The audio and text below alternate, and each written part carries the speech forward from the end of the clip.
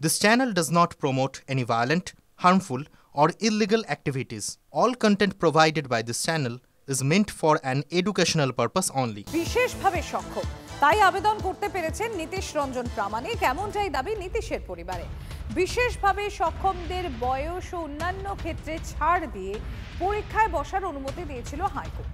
Supreme court অবশ্য একজনও দাগিকে পরীক্ষায় না বসতে দেওয়ার নির্দেশ দেয়।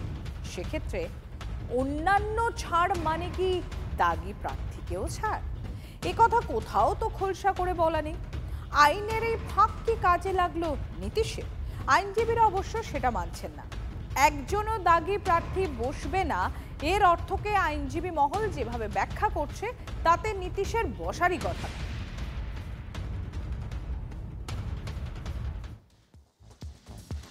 ষাটে ষাট লিখিত পরীক্ষায় ফুল মার্কস পেয়েও চাকরি থেকে দূরে। 100% নম্বর সত্ত্বেও ইন্টারভিউতে ডাকই পাননি বহু চাকরি প্রার্থী। চাকরি হারাদের অভিজ্ঞতা 10 নম্বর বরাদ্দ এসএসসির। আদিদের সঙ্গে লড়াইয়ে তাই গোড়াতেই হেরে বসে আছেন নব্বরা। বহু বাড়িতে হতাশার সুর। মোহাম্মদ ইসমাইল শেখ একাদশ দ্বাদশের শিক্ষকতার ইংরেজির পরীক্ষায় 60 পেয়েছেন। ইংরেজিতেই 60 পেয়েছেন ধৃতি পাল। লিখিত পরীক্ষায় ফুল মার্কস পেয়েছেন ইংরেজির মোহাম্মদ মিজানুর রহমানও। কিন্তু তিনজনের কেউই ইন্টারভিউয়ে ডাক পাননি, কারণ কাট অফ মার্কস অনেকটাই বেশি। 100% নম্বর পেয়েও কেন পিছিয়ে পড়লেন ইসমাইল, ধৃতি, মিজানুররা? নেপথ্যে এবারের পরীক্ষায় এসএসসির নতুন নিয়ম। চাকরিহারা শিক্ষকদের অভিজ্ঞতার জন্য 10 নম্বর বরাদ্দ এসএসসির। ইন্টারভিউয়ের আগে অভিজ্ঞতার নম্বর যোগ করায় বিপাকে ফ্রেশাররা। ইতিহাসে 60 পেয়েছেন নদিয়ার ভাস্কর রায়। শিক্ষাগত যোগ্যতার জন্য 10-এ 10 অর্থাৎ 70-এ 70। তবু শিখে ছেড়েনি ভাস্করের। কাট অফ 75 হওয়ায় ইন্টারভিউয়ে ডাক পাননি ভাস্কর। শেষ হয়ে গেল শিক্ষকতার স্বপ্ন। রেজাল্টটা দেখে খুব শকড হয়ে গেছি যে আশা করেছিলাম যে ইন্টারভিউতে ডাক পাবো। এই যা পরিস্থিতি বর্তমান, আর হয়তো আমরা জীবনে কোনোদিন চান্স পাবো না। 32 আমার এজ, তা আমি এই ফার্স্ট জীবনে বসলাম এসএসসি। এক প্রকার প্রহসনের পর্যায়ে নামিয়ে আনলাম আমাদের। লিখিত পরীক্ষার নম্বরের সঙ্গে অভিজ্ঞতার নম্বর যোগ করায় ইতিমধ্যেই একাধিক মামলা হয়েছে কলকাতা হাইকোর্টে।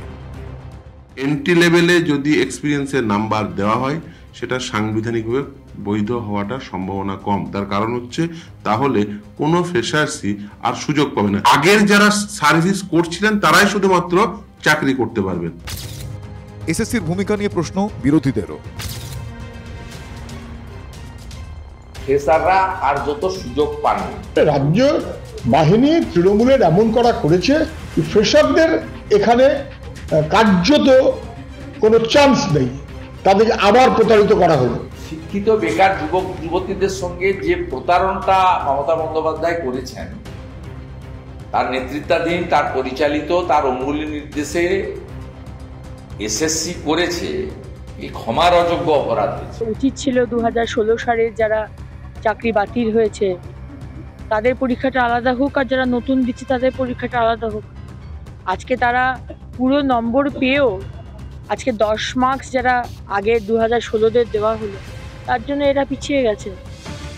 স্রেফ অভিজ্ঞতার জন্য আদিদের কাছে হেরে গেলেন বহু তরতাজা নব্য পরীক্ষার্থী। আবার কবে সুযোগ আসবে? সহসা সুযোগ কি আদৌ আসবে? প্রশ্ন বেকার তরুণীদের।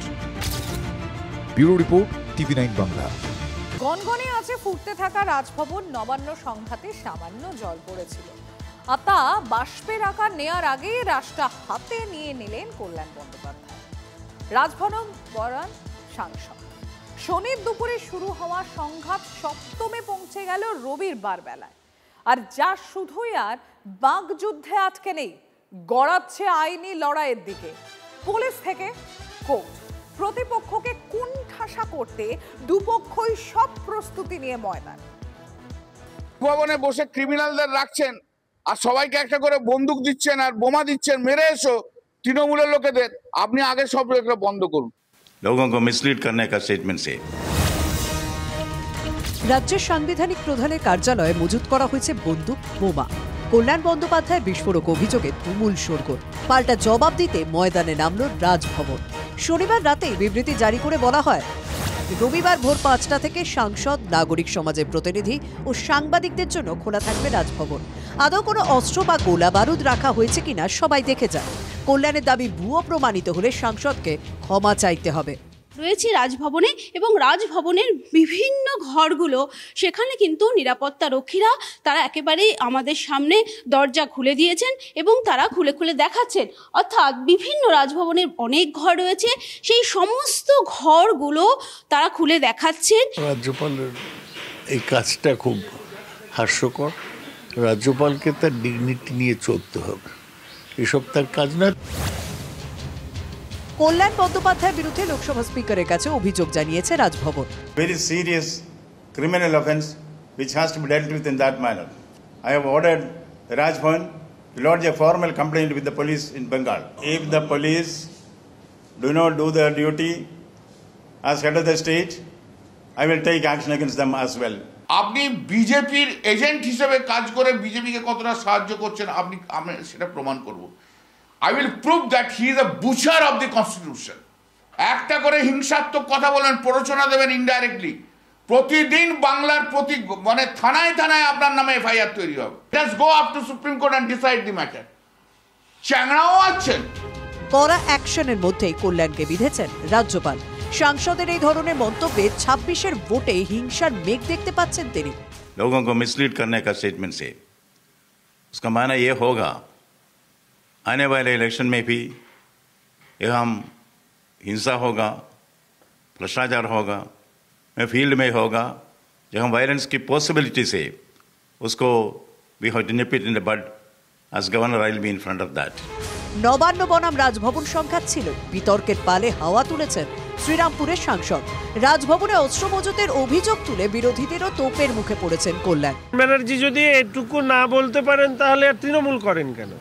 এসব এর পেছনে আছে রাজ্যের মাননীয় মুখ্যমন্ত্রী। আর কল্যাণ ব্যানার্জি জানে এই সমস্ত বললে, এর আগে উনি একজন মহিলা সাংসদ, তার বিরুদ্ধে কুরুচিকর মন্তব্য করেছেন। এটা চূড়ান্ত নোংরামি। উনি সবাইকে যা খুশি বলার মতন একটা লাইসেন্স কোথাও ওনার কাছে আছে বলে মনে করেন।